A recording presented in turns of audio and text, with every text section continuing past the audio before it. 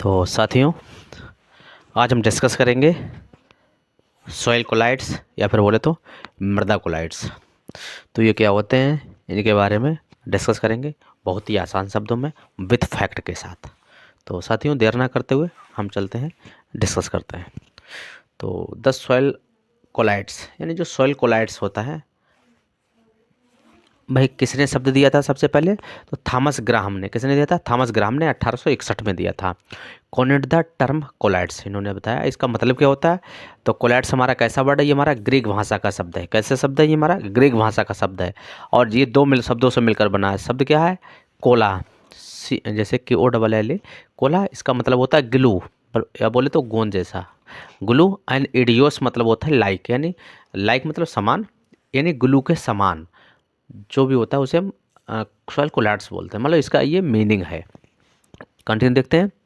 तो in a true solution as a sugar और salt in water, the solute particles are disperse in the solvent as single molecular और ions. और जो पानी में क्या होते हैं, चीनी, साल्ट बोले तो नमक, जैसे जो वास्तविक घोल होते हैं, कैसे ट्रू सोल्यूशन होते हैं। ध्यान रखिएगा, ये जो सॉइल कोलाइड्स होते हैं कैसे होते हैं, हमारा ट्रू सोल्यूशन होगा। ध्यान रखिए, वास्तविक घोल में जो सैल्यूट होता है बोले तो बिलेकर होते हैं, और सॉल्वेंट जो कि क्या है, हमारे विलायक होते हैं। सैल्यूट जो घुलता है और सॉल्वेंट जो क्या है, विलायक होते हैं, यानी जो घोल देता है सॉइल पार्टिकल्स में, है ना। तो एकल अणु भी हो सकते हैं, आयनों के भी रूप में क्या है, ये विसरित होते हैं, या फिर ये क्या है, ये फैले हुए होते हैं किसी बिलियन में। कंटिन्यू बात करते हैं। तो the colloidal state refers to, एक बार इसको देखते हैं, इसको किस तरह से संदर्भ करता है। तो refers to a two phase system. तो ध्यान रखिए, जो कोलाइडल जो होता है वह कैसा टू फेज सिस्टम्स होता है, in which one molecules in a very fine, यानी ये बहुत महीन होता है, और दूसरा divided state in the disperse through the second phase. और जो सेकेंड फेज होती है वह क्या होती है, डिस्पर्सन की, या तो हम बोल सकते हैं कि माध्यम से, जिस माध्यम से फैलता है उस माध्यम से क्या है, ये सेकेंड फेज होती है। कंटिन्यू देखते हैं, एग्जाम्पल देख लेते हैं। The examples of solid in liquid, यानी सॉलिड तो है लेकिन किस में, लिक्विड में है। तो एग्जाम्पल जैसे देख लेते हैं, जैसे क्ले होती है, क्ले क्या है, हमारा एक तरह से सॉलिड है, और इन वाटर, मान लो ये वाटर में क्या घुली हुई होती है, तो हमको बोल सकते हैं सॉलिड इन लिक्विड में। तो क्या है, dispersion of clay in water, यानी जो क्ले होती है वह छितरी हुई होती है किस में, वाटर में। अच्छा, दूसरा एग्जाम्पल देख लेते हैं, लिक्विड इन गैस, यानी जो लिक्विड है वह किस में होगा, गैस में होगा। तो देखते हैं, जैसे फॉग और क्लाउड्स इन एटमॉस्फेयर, यानी जो फॉग होता है हमारा, या फिर जो क्लाउड्स होता है वह किसमें, एक वातावरण में क्या है, होता है। तो इसे ये क्या, किसका एग्जांपल है, ये हमारा लिक्विड इन गैस का एग्जांपल है। ध्यान रखेंगे, एक बार क्वेश्चन पूछा गया था इससे। कंटिन्यू देखेंगे, नेक्स्ट फैक्ट देखेंगे। In general the range of size of true soil colloids, यानी जो ट्रू सॉइल कोलाइड्स होते हैं उनका साइज कितना होता है, तो कितना होता है, 2 नैनोमीटर टू 200 नैनोमीटर तक होता है इसका साइज।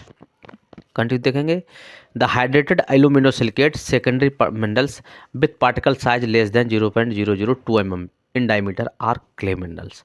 लेकिन एक बात आप ये भी ध्यान रखिएगा, जो क्ले पार्टिकल जो साइज होता है उसका जो जो मिनरल्स होते हैं, जो साइज होता है वो कितना होता है, लेस देन 0.002% होता है। ये ध्यान रखिए, यहाँ पे क्ले की बात हो रही है, क्ले पार्टिकल्स की। अब हम बात कर लेते हैं इसकी डेफिनेशन की, कि जो सॉइल कोलाइड्स होते हैं उसको डिफाइन कैसे करेंगे। तो डिफाइन देखेंगे, why the definition, the particles less than 0.001 mm। जैसा कि हम देख रहे थे वहाँ से 2 से 200 mm तक, यहाँ पे लेकिन इस पर क्या है, 0.001 mm साइज अगर इससे कम है तो पोसेस द कोलाइड प्रॉपर्टी, और उसमें कोलाइड की प्रॉपर्टी है, तो इसको and also known as soil colloids, और इसको हम किसके नाम से जाएंगे, हम सॉइल कोलाइड्स के नाम से क्या है, जानेंगे। And hence the most clay, यानी जो मोस्ट क्ले फ्रैक्शन होती है द एग्जिबिट दिखाई देती है या प्रदर्शित करती है कोलाइडल प्रॉपर्टी, जो कि क्या है, कोलाइडल की क्या प्रॉपर्टी क्या है, शो करती है। कौन सी, जो मोस्टली हमारा क्ले फ्रैक्शन होता है, क्या क्ले का जो अंश होता है उसमें।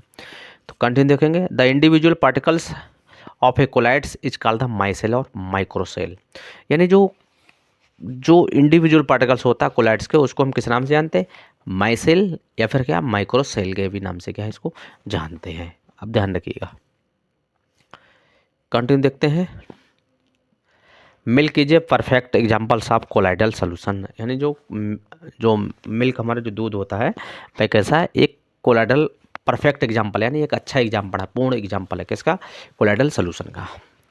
तो कंटिन्यू हम इसके नेचर के बारे में देखते हैं।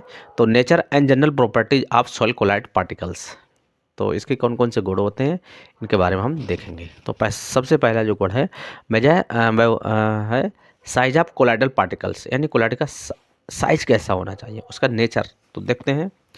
तो the most important common properties of the soil colloids in their the extremely small size, कैसा होता है, बहुत ही या फिर अत्यंत क्या छोटा होगा, जैसा कि हम इसको अभी साइज के बारे में अभी ऊपर देख रहे थे। हाँ, तो they are too small to be son only seen only with an electron microscope, यानी ये स्मॉल भी होता है और साथ ही साथ में ये देखने में हमको कैसे दिखाई देता है, हमको ये हमको इलेक्ट्रॉन माइक्रोस्कोप के द्वारा क्या है दिखाई देता है, नंगे आंखों से हम इसको क्या है नहीं देख सकते हैं। कंटिन्यू देखते हैं साइज ऑफ कोलाइडल प्रॉपर्टी में।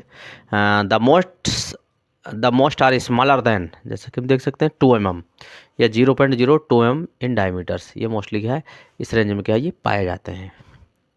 दूसरी प्रॉपर्टी देखते हैं इसकी। दूसरी प्रॉपर्टी है surface area of the colloidal particles, यानी जो कोलाइडल पार्टिकल्स होते हैं तो उसका सरफेस एरिया कितना है, कोलाइडल जो सरफेस एरिया कितना है, सतह क्षेत्र कितना है, उसके बारे में बात करेंगे। तो देखेंगे तो बिकॉज ऑफ देयर स्मॉलर साजिकल पार्टिकल्स, ऐसे क्योंकि इसका जब जितना छोटा पार्टिकल्स होगा उतना ही क्या है जो पार्टिकल सरफेस एरिया होगा वह क्या ज़्यादा होगा जितना छोटा होगा साइज में पार्टिकल्स। तो देखेंगे because of their smaller size the all soil colloid expose a larger external surface per unit mass, यानी हम बोल सकते हैं कि जो स्मॉलर साइज होते हैं वह सॉइल कोलाइड एक्सपोज, यानी दोनों जो इसको किनारे होते हैं वह क्या है मतलब एक जो बाहरी जो द्रव्यमान इकाई होती है वह क्या है ज़्यादा कहाँ पे होती है, जो एक्सटर्नल सरफेस एरिया उसके द्रव्यमान के रूप में। तो जहाँ पे अगर ज़्यादा अगर छोटा होगा पार्टिकल साइज तो उसका स्मॉल सरफेस एरिया भी क्या होगा ज़्यादा होगा। कंटिन्यू देखते हैं। The external surface area of 1 gram of colloidal clay, अगर किसी भी मिट्टी अगर किसी भी 1 ग्राम मिट्टी, वो भी कौन सी कोलाइडल मिट्टी को जो बाहरी सतह होता है, तो देखते हैं 1 gram of colloidal clay at least 1000 time, यानी 1000 टाइम ज़्यादा होता है किससे। अब देखते हैं 1 ग्राम ऑफ कोर्स सैंड, यानी 1 ग्राम सॉइल कोलाइड्स का जो सरफेस एरिया होता है वह 1000 गुना ज़्यादा होता है किससे होता है 1 ग्राम ऑफ कोर्स सैंड, यानी जो मोटी बालू होती है उसकी अपेक्षा अगर देखेंगे। तो some colloids specially certain the silicate के लिए have the extensive external surface of the surface as the well, यानी जो विशेष रूप से कुछ सिलिकेट के लिए होते हैं उनके व्यापक जो आंतरिक तरह भी होती है वे क्या है अच्छी खासी होती हैं। कंटिन्यू देखते हैं। The internal surface occurs between the plate like, ये कैसे होते हैं plate like crystal units that makeup each particles and obtain the greatly exist the internal surface area, यानी जो आंतरिक जो हमारी परतें होती हैं वह प्लेट जैसी क्रिस्टल इकाइयों के क्या होते हैं बीच होती हैं, यानी क्रिस्टल के क्या बीच होती हैं जो प्रत्येक कण का निर्माण करती हैं और अक्सर बाहरी सतह क्षेत्र से अधिक होती हैं। कंटिन्यू देखते हैं। नेक्स्ट प्रॉपर्टी है इसकी ब्राउनियन मूवमेंट, जैसा कि देखते हैं ब्राउनियन मूवमेंट बोले तो ब्राउनियन आंदोलन, गति बोलेंगे तो ज़्यादा अच्छा है, क्या है ब्राउनियन मूवमेंट बोले तो आंदोलन। तो colloidal particles are found to be and continue motion, यानी जो कोलाइड होते हैं कोलाइडल कण होते हैं वह क्या निरंतर क्या है गति करते रहते हैं, कंटिन्यू मोशन कंटिन्यू गति करते रहते हैं। कंटिन्यू देखते हैं। तो when suspension of colloid particles examined under a microscope the particles seem to oscillation, यानी जब भी जो कोई भी कण अगर सस्पेंशन में होता है तो हम माइक्रोस्कोप के माध्यम से जब जांचते हैं या फिर देखते हैं तो जो कण होते हैं वह क्या हमको ऑसिलेशन या फिर बोले तो कण दोलन करते हुए हमको क्या प्रतीत होते हैं, मतलब वो रुकते नहीं हैं और कंटिन्यू दोलन करते रहते हैं। कंटिन्यू देखेंगे। द ऑसिलेशन, अब किस तरह से ऑसिलेशन या दोलन करेंगे तो वह जिगजैग करेंगे, जिगजैग मोशन में, यानी टेढ़ा मेढ़ा बोल सकते हैं, टेढ़े मेढ़े उसमें मान लो चलते रहेंगे, वो स्ट्रेट लाइन में कभी भी नहीं चलते हैं सस्पेंशन में। कब चलेंगे कैसे चलते हैं, मान लो इधर उधर टेढ़े मेढ़े रास्ते से क्या है ये इस तरह से चलते रहते हैं। जब कब देखते हैं ड्यू टू द ऑसिलेशन एक collision of the colloidal particles और molecules with those of the liquid in which they are the suspended. यानी जो दोलन होता है वह क्या जिगजैग गति कोलाइडल कणों या अणुओं के उस तरल पदार्थ से टकराने के कारण होता है जिसमें वे क्या निलंबित रहते हैं या सस्पेंशन या क्या है रहते हैं उसमें सस्पेंड में। कंटिन्यू देखेंगे। The oscillation is due to the solution of the colloidal particles और molecules of the liquid in the disperse medium. यानी फैलाव माध्यम में द्रव्य के कोलाइड्स कणों और अणुओं के विलयन के कारण क्या है दोलन होता है। इसमें क्यों होता है तो आप देख लेंगे, कणों के विलयन के कारण दोलन होता है और जो भी क्या है विषण खासकर क्या है डिस्पर्स मीडियम के द्वारा क्या है दोलन करते हैं। कंटिन्यू देखते हैं। The colloidal particles in water are always in a constant state of the motion. लेकिन कब ये देखते हैं तो पानी में soil colloids particles in water, अगर ये वाटर सॉइल कोलाइड्स वाटर में होते हैं तो ये सदैव कांस्टेंट रहते हैं। कैसे तो पानी में मिट्टी के कोलाइड्स कण हमेशा कैसे रहते हैं स्थिर रहते हैं यानी कांस्टेंट रहते हैं, ध्यान रखेंगे स्टेट ऑफ मोशन कांस्टेंट रहते हैं। कंटिन्यू देखते हैं। The smaller the size of colloidal particles, the smaller the size of colloidal particles the more is the rapid movement Brownian movements. यानी कोलाइड कण का आकार जितना छोटा होता है और ब्राउनियन गति उसकी उतनी क्या है ज़्यादा होती है। कंटिन्यू देखेंगे। This movement is the primary responsible for the coagulation और the fluctuation in the soil the colloidal material. कौन कौन से मटेरियल होंगे क्ले एंड ह्यूमस। कहलें तो ये जो मूवमेंट होता है तो उसके लिए प्राइमरी रिस्पॉन्सिबल यानी उत्तरदायी कौन होता है तो वह होता है उसमें कोगुलेशन या जमाव या फिर फ्लक्चुएशन होता है। फ्लक्चुएशन के लिए क्या है ये जिम्मेदार होते हैं कौन कौन से क्ले और ह्यूमस, क्ले और ह्यूमस। कंटिन्यू देखते हैं। नेक्स्ट प्रॉपर्टी है इसकी सरफेस चार्ज या फिर सतही आवेश। तो इसमें देख लेते हैं ये क्या होते हैं तो देखते हैं। तो the soil colloidals surface both external and internal surface characteristic carry the negative charge या फिर पॉजिटिव चार्ज। अगर हम देखेंगे सॉइल कोलाइडल की सतह पर तो बाहरी और आंतरिक दोनों सतह पे क्या है या तो विशेष रूप से ये पे यहाँ तो फिर इसमें नेगेटिव होंगे या फिर कैसे होंगे पॉजिटिव होंगे चार्ज। कैसे होते हैं नेगेटिव और पॉजिटिव चार्ज क्या हो सकते हैं इसमें। कंटिन्यू देखते हैं। इसी में and the most soil colloids the electronegative charge predominant. यानी अधिकांश मिट्टी के कोलाइड्स में क्या है जो विद्युत ऋणात्मक आवेश क्या है प्रबल होते हैं या फिर बोले तो प्रीडोमिनेंट होते हैं। कौन से नेगेटिव चार्ज। नेक्स्ट देखते हैं।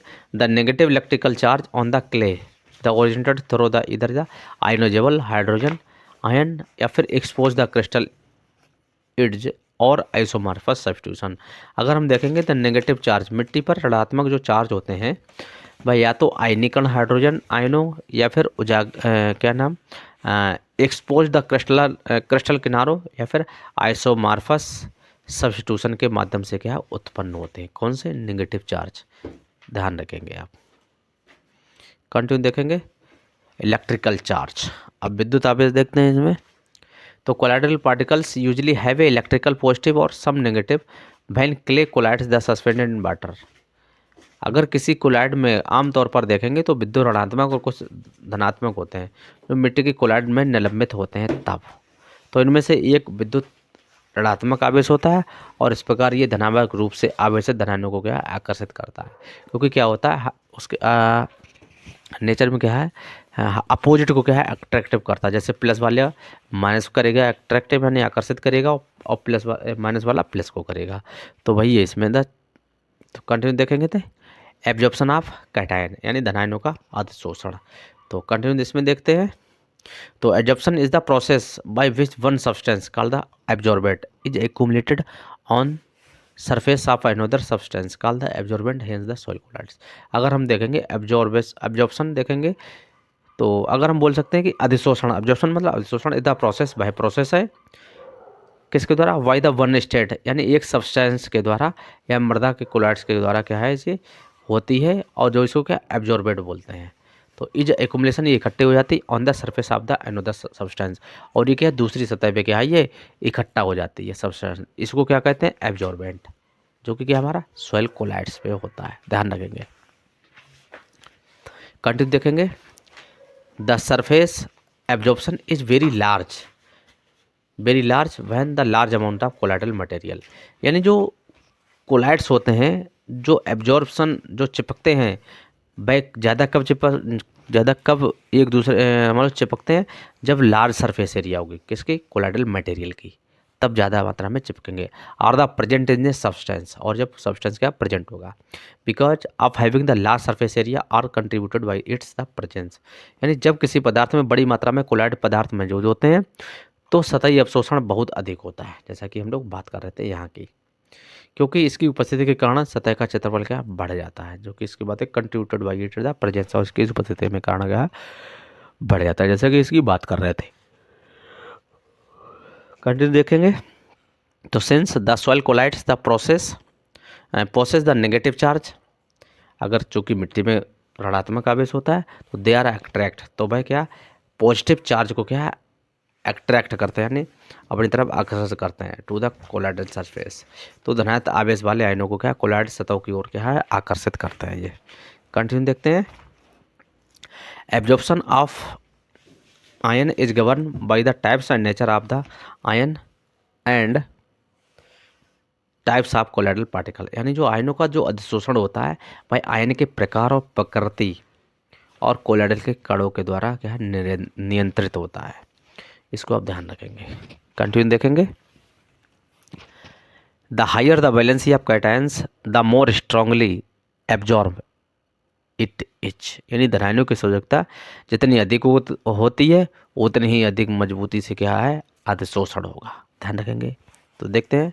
A hydrogen ions behave and the polyvalent and hence it is absorbed on the surface of colloidal are more strongly than the other divalent cations like the calcium। कहने का तात्पर्य ये कि जो hydrogen होता है भाई क्या है बिहेव ए पॉलीवैलेंट, ये क्या है एक बहुसंयोजी के रूप में क्या है व्यवहार करता है या फिर कार्य करता है, और इसीलिए इसकी absorption on the surface of colloid, इसीलिए ये जो कैल्शियम जो डाइवैलेंट वाले होते हैं, जो डाइवैलेंट कैटायंस होते हैं जैसे लाइक कैल्शियम मैग्नीशियम हो गया, इनकी अपेक्षा में द्विसंयोजी धनायनों की अपेक्षा में कोलाइडल की सतह पर क्या है ये बहुत ही अधिक मजबूती से अधिशोषित होता है। कौन? हाइड्रोजन। इसको ध्यान रखिएगा आप। कंटिन्यू देखेंगे। तो among the clay minerals the kaolinite clay has the greater ion.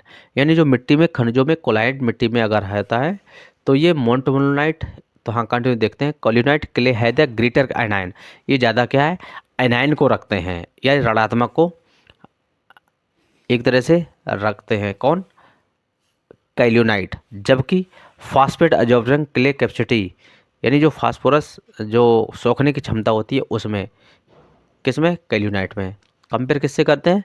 मोन्टमोनाइट and elite clay. ध्यान रखेंगे। जो एनायन की जो क्षमता होती है ऋणात्मक क्षमता होती है वह कैल्यूनाइट में अधिक होती है कंपेयर टू मोन्टमोनाइट और इलाइट। ध्यान रखेंगे इसको। कंटिन्यू देखेंगे। In caluinite rich soil the positive charge are more resulting in the higher absorption of the anions।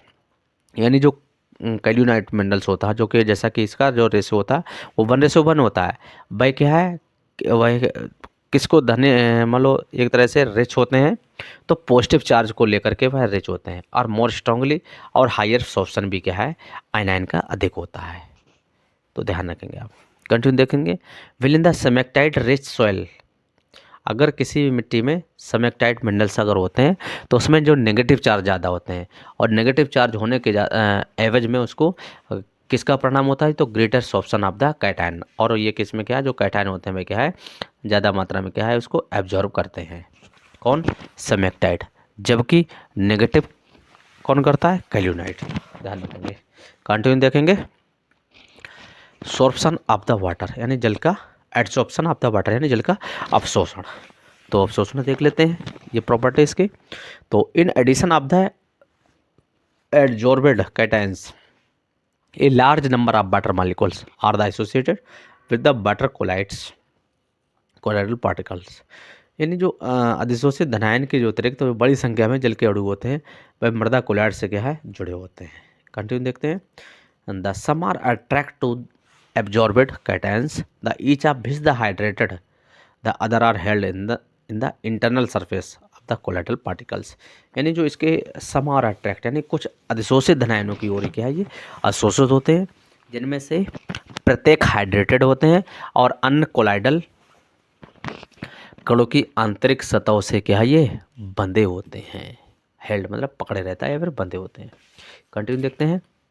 हाँ, तो these water molecules play a critical role, ये जलड़ू मिट्टी के भौतिक, हाँ क्रिटिकल यानी एक तरह से भूमिका निभाते हैं, critical role in the determining both the physical and chemical properties of soil. और ये जो वाटर मॉलिक्यूल्स होते हैं ये मिट्टी के भौतिक और रासायनिक गुणों को निर्धारण करने में क्या है ये महत्वपूर्ण भूमिका या फिर क्या है रिस्पॉन्सिबल होते हैं या निभाते हैं। इसको ध्यान रखेंगे। कंटिन्यू देखेंगे। कोहेजन एंड अधेजन, कोहेजन बोले तो ससंजनन, यहाँ पे सल लेना है, आप ध्यान रखिए क्या है ससंजनन होगा, साथियों ध्यान रखेंगे यहाँ पे ससंजनन और असंजनन। तो देख लेते हैं ससंजनन अगर बोले तो, या कोहेजन बोले तो the like particles of any substance, तो क्या है उसे बोलेंगे ससंजन के द्वारा होते हैं। जबकि एडेजन में क्या होता है, एडेजन जो फोर्स होता है उसमें क्या होता है तो डिसलाइक पार्टिकल्स, यानी अगर जो अलग अलग प्रकृति के दो पार्टिकल्स होते हैं तो भाई एक साथ अगर जुड़ते हैं तो उसमें क्या है असंजनन, मान लो बोले तो एडेजन फोर्स काम करता है। तो एक बार देख लेते हैं इसके बारे में। तो the colloidal clay particles exhibit the properties of cohesion and adhesion, यानी मिट्टी के मिट्टी के कण ससंजनन और असंजनन गुणों को क्या है प्रदर्शित करते हैं। तो एक बार देखते हैं। तो कोहेजन क्या होता है, तो cohesion is the phenomena of the sticky together of the colloidal particles that are the similar, जैसा कि हम बात करते हैं सेम पार्टिकल्स या फिर क्या सिमिलर पार्टिकल्स या फिर नेचर। तो समान ससंजन क्या होता है, द समान प्रकृति के कोलाइडल कणों के साथ एक साथ चिपकने की क्या है ये घटना होती है। क्या होती है, एक तरह से ये घटना होती है जो कि क्या है हम ससंजनन कहते हैं इसको। कंटिन्यू देखते हैं। तो due to the cohesion force the clay particles are able to form the aggregate या फिर aggregation, and also due to the adhesive force clay the particles involve the sand particles, यानी अगर हम देखें तो जो ससंजन जो बल होता है उसके कारण मिट्टी के कण जो समुच्चय बनाते हैं, समुच्चय कैसे बनाएंगे, कई कण आपस में मिलकर के क्या है एक बड़ा कण बना लेते हैं, तो उसे एग्रीगेट बोलते हैं, है ना। साथ ही चिपकने वाले बलों के कारण मिट्टी के कण रेत के कणों को क्या ढक लेते हैं। किसके कारण, ये किसके कारण देखते हैं, ये हमारा कोहेजन के कारण। कंटिन्यू देखते हैं। हाँ, cohesion indicate the tendency of the clay particles to stick together, यानी जो ससंजन बल होता है वह मिट्टी के कणों के साथ क्या है चिपकने की प्रवृत्ति को क्या है दर्शाता है। इसमें क्या है जैसे बटर में दो मॉलिक्यूल्स आपस में जुड़े रहते हैं तो उसे क्या है, उसे कौन सा बोलेंगे तो कोहेजन फोर्स के कारण जुड़ा रहता है। जबकि जो सॉइल और वाटर जो आपस में जब मिलते हैं तो उसे किस फोर्स के कारण मिलते हैं, तो ये मिलते हैं हमारे एडेजन फोर्स के कारण बनते हैं। तो कंटिन्यू देखते हैं। तो this tendency is the primarily due to the attraction of the clay particles for the water molecules and held the between, यानी इसका ये प्रवृत्ति मुख्य रूप से मिट्टी के कणों के बीच रखे पानी के अणुओं के प्रति आकर्षण के कारण क्या है होती है। और आप एक बात ध्यान रखिएगा, कई बार क्वेश्चन पूछा जा चुका है कि जो मिट्टी या फिर सॉइल में जो मॉइस्चर जो रिटेंशन होती है, मैंने जो मॉइस्चर जो रोकती है भाई उसमें कौन कौन से फोर्स काम करते हैं। तो वैसे तो दोनों फोर्स कार्य करते हैं, लेकिन अगर मोस्टली पूछ लिया जाए कि मिट्टी में नमी को रोकने के लिए कौन सा फोर्स मोस्टली रिस्पॉन्सिबल या उत्तरदायी होता है, तो कौन सा होगा, तो होगा हमारा एडेजन फोर्स होगा। तो आप इसको ध्यान रखेंगे। कंटिन्यू देखेंगे। When colloidal substance are wetted, जब किसी भी कोलाइडल सब्सटेंस को गीला किया जाता है, वेटेड किया जाता है, तो वाटर फर्स्ट द एयर, और ये पानी से पहले कणों से क्या है चिपकाता है particles, and then the bring about the cohesive between two और more the adjacent colloidal particles, और फिर दो या दो से अधिक आसन्न कोलाइडल कणों के बीच क्या है ससंजनन लाता है। ध्यान रखिए क्या लाता है, ससंजन, यहाँ पे संलयन नहीं हो गया होगा, ससंजनन लाता है। कंटिन्यू देखते हैं। अब बात कर लेते हैं हम असंजनन की। तो adhesion refers to the phenomena of the colloidal particle sticky to the another substance, यानी ये क्या होता है, तो ये होता है असंजन कणों के अन्य पदार्थों से चिपकने की घटना को क्या है प्रदर्शित करता है। इसलिए बोला है कि the dislike particles of the substance, यानी दो अलग अलग प्रॉपर्टी या गुण वाले पदार्थ जब आपस में चिपकते हैं तो ऐसी घटना को हम एडेशन बोलते हैं, या ये घटना किसके कारण होती है, एडेशन फोर्स के कारण होती है, ध्यान रखेंगे आप इसको।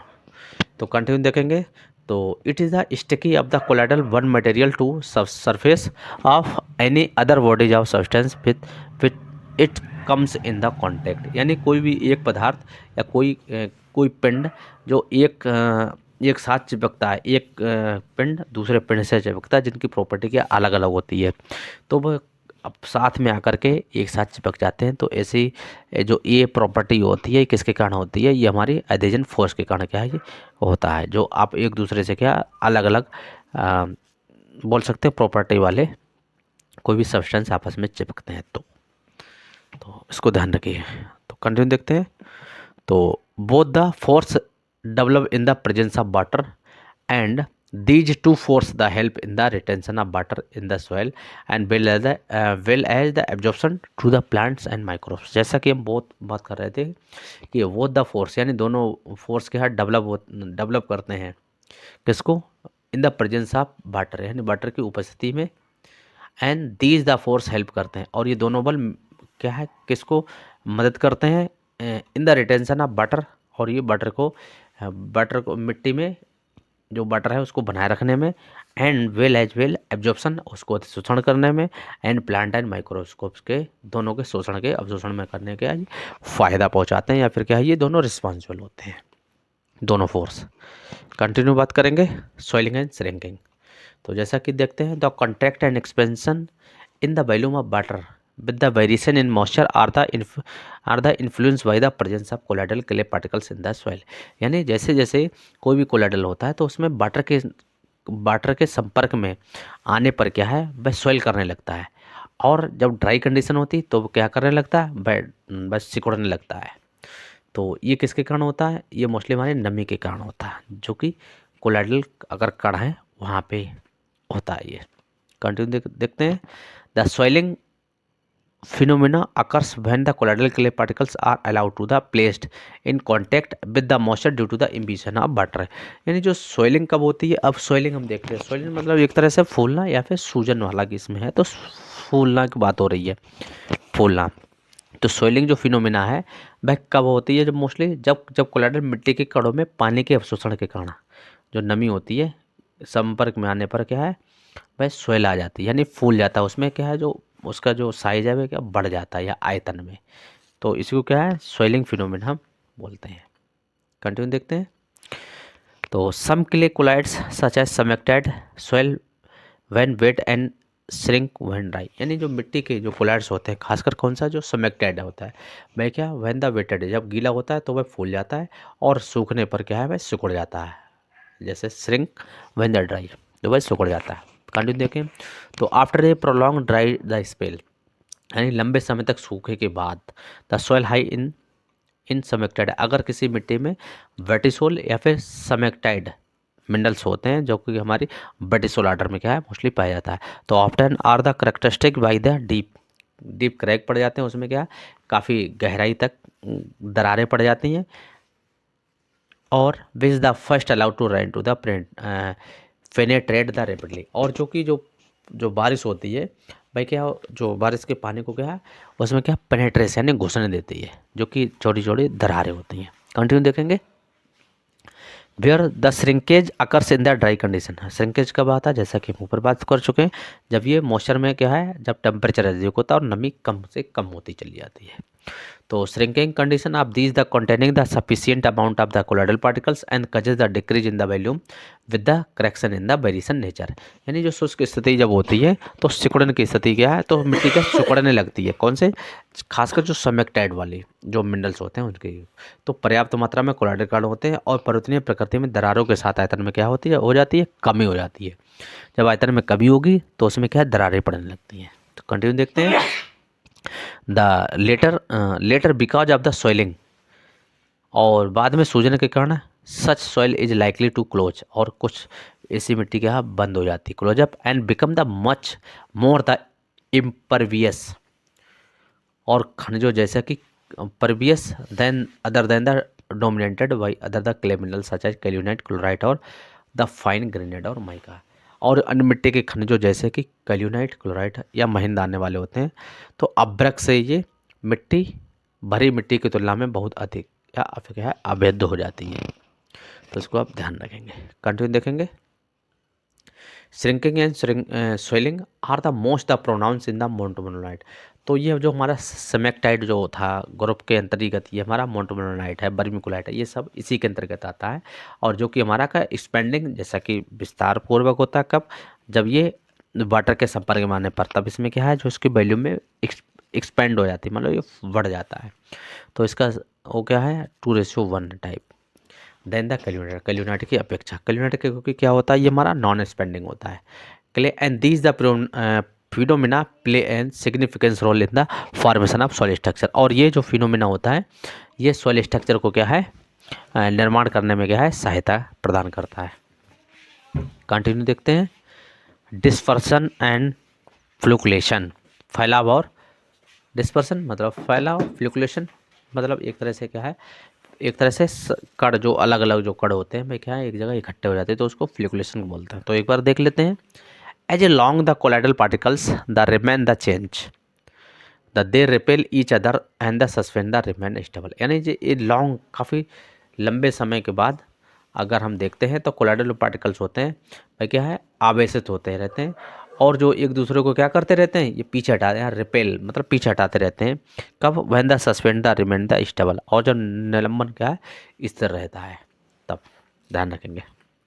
कंटिन्यू देखते हैं। If any if one any account they loss their charge, यानी अगर किसी भी कोई भी कण है इसी के कारण जो कोलाइड्स होते हैं अगर वह लॉस देयर चार्ज यानी वह अपना आवेश को खो देते हैं, और in magnitude to the charge in the reduce, या फिर आवेश की मात्रा में कमी हो जाती है, तो द पार्टिकल्स द कोगुलेट, तो कण क्या है जम जाते हैं, फॉर्म द फ्लॉक, और ये फ्लॉक का रूप बना लेते हैं, and lose the aggregates and the settle down, और ये क्या समुच्चय ढीले बनाते हैं, और ये बात फाइनली क्या हो जाते हैं ये बैठ जाते हैं। तो कंटिन्यू ध्यान रखेंगे देखेंगे। तो this phenomena of formation of floc is known as flocculation, यानी फ्लोकुलेशन कैसे कहेंगे, तो फ्लॉक के निर्माण की प्रक्रिया की या घटना को ही हम फ्लोकुलेशन के रूप में क्या है जानते हैं। ध्यान रखेंगे। अच्छा इसका कंटिन्यू देखें। तो the reverse process of the breaking up of floc into the individual particles is known as deflocculation, यानी जो फ्लुकुलेशन की विपरीत प्रक्रिया क्या कहलाती है हमारी डिफ्लुकुलेशन कहलाती है।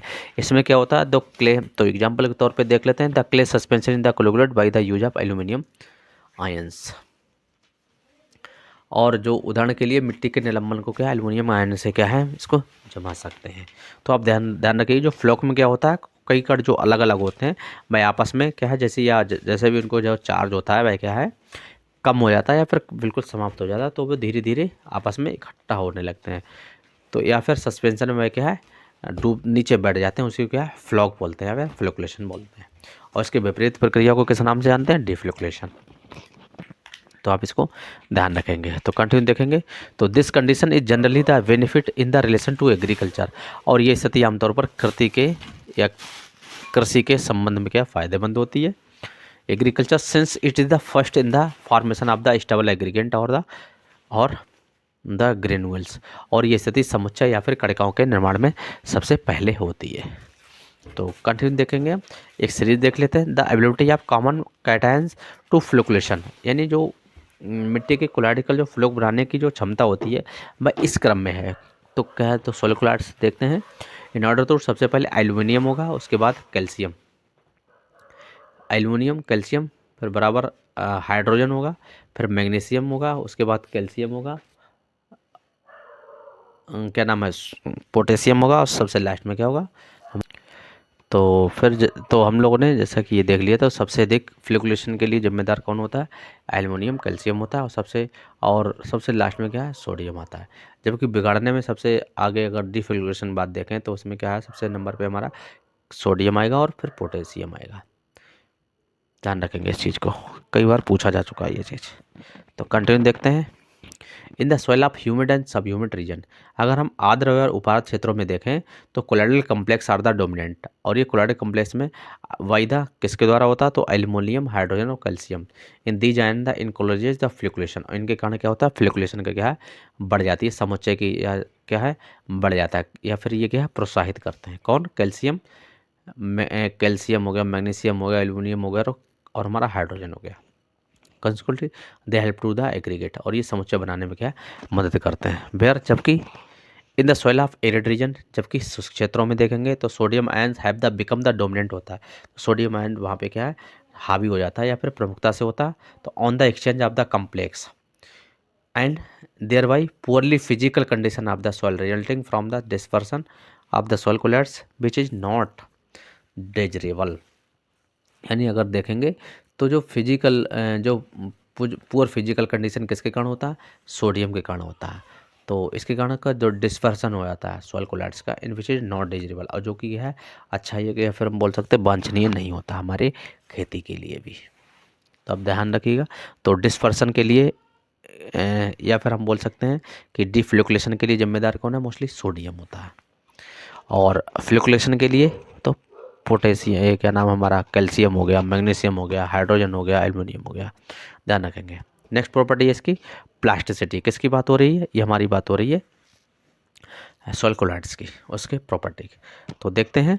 तो सॉइल प्लास्टिसिटी में देखते हैं तो soil containing the more than 15% of the colloids of the clay the exhibit the plasticity, यानी अगर किसी भी मिट्टी में अगर हम देखेंगे तो 15% से अधिक अगर कोलाइडल क्ले होता है तो वह क्या है, प्लास्टिसिटी को क्या है, प्रदर्शित करता है। कंटिन्यू देखेंगे, the plasticity occurs only when the soil are most और वेट, यानी जो प्लास्टिसिटी कब दिखाई देगी, जब मिट्टी में नमी या फिर गीली होगी तब। कंटिन्यू देखते हैं, due to this property the clay colloids can be moulded to any the shape, यानी इस गुण के कारण मिट्टी के कोलाइड्स को किसी भी आकार में क्या है, ढाला जा सकता है, किसके कारण, उसके प्लास्टिसिटी के कारण, ध्यान रखेंगे। कंटिन्यू देखेंगे, the plasticity phenomena is the extremely important because, और ये बहुत ही महत्वपूर्ण कब हो जाती है, बिकॉज इट द इनकरेज एक change in the soil structure which is most the related to the tillage operation, और ये मिट्टी की संरचना में परिवर्तन को प्रोत्साहित करती है, जो कि जुताई के कार्यों में सबसे अधिक क्या है, संबंधित होती है जुताई के कार्यों से। नेक्स्ट देख लेते हैं टिंडल इफेक्ट या फिर स्कैटरिंग, ये भी कई बार पूछा जा चुका है, तो ये देखते हैं क्या होता है। तो scattering of the light by the particles in a colloids और suspension is known as Tyndall effect और टिंडल स्कैटरिंग, यानी कोलाइड्स या फिर निलंबन में कणों द्वारा जो प्रकाश के प्रकीर्ण को ही प्रभाव को या फिर टिंडल प्रकीर्ण के रूप में क्या जाना जाता है, ध्यान रखिएगा। कंटिन्यू देखते हैं, तो when a strong beams of light is passes through a colloidal solution the path of light is become the visual, यानी व्हेन ए स्ट्रॉन्ग, जब किसी भी एक मजबूत किरण को कोलाइडल घोल में पासिस द, यानी इसको गुजारा जाता है, घोल जो कोलाइड्स होता है उसमें गुजारा जाता है, तो लाइट बिकम द विजुअल, तो हमने प्रकाश का जो मार्ग होता है वह दृश्यमान आके हमको क्या दिखाई देता है। तो कंटिन्यू देखते हैं, तो it is the object when the particles are large the wavelength of visual light, ये तब देखा जाता है जब द्रव्यमान प्रकाश की तरंग दैर्घ्य से क्या है, बड़े होते हैं, तो क्या है, ये दिखाई देते हैं, आप ध्यान रखेंगे। कंटिन्यू देखें, तो the intensity of Tyndall scattering increase with the increase in size of colloidal particle well as the concentration, तो क्या होता है, जो कोलाइडल कणों के आकार और सांद्रता में वृद्धि के साथ साथ जो टिंडल जो प्रकीर्ण की तीव्रता भी क्या हो जाती है, इसकी इंटेंसिटी भी क्या है, बढ़ती जाती है, आप ध्यान रखेंगे। जैसे जैसे कोलाइड का कण का आकार और सांद्रता में जैसे जैसे वृद्धि होगी। कंटिन्यू देखेंगे, the inorganic clay particles show the colloids the properties such the Tyndall scattering and Brownian movement even when they are 10 time bigger than the true colloids, यानी जो इनऑर्गेनिक क्ले पार्टिकल्स होते हैं तो क्या शो करते हैं, colloidal को property को क्या है, शो करते हैं, such as a Tyndall scattering and Brownian movement, दोनों को क्या करते हैं, ये प्रभावित करते हैं या दोनों क्या है प्रदर्शित होते हैं। Even when they are 10 time bigger, 10 time क्या ज़्यादा होते हैं किसके, द ट्रू कोलाइड्स के। ध्यान रखेंगे, कंटिन्यू देखेंगे। और जो कि हमारी लास्ट प्रॉपर्टी है हमारी नॉन परमिबिलिटीज, तो देखते हैं गैर पारगम्यता।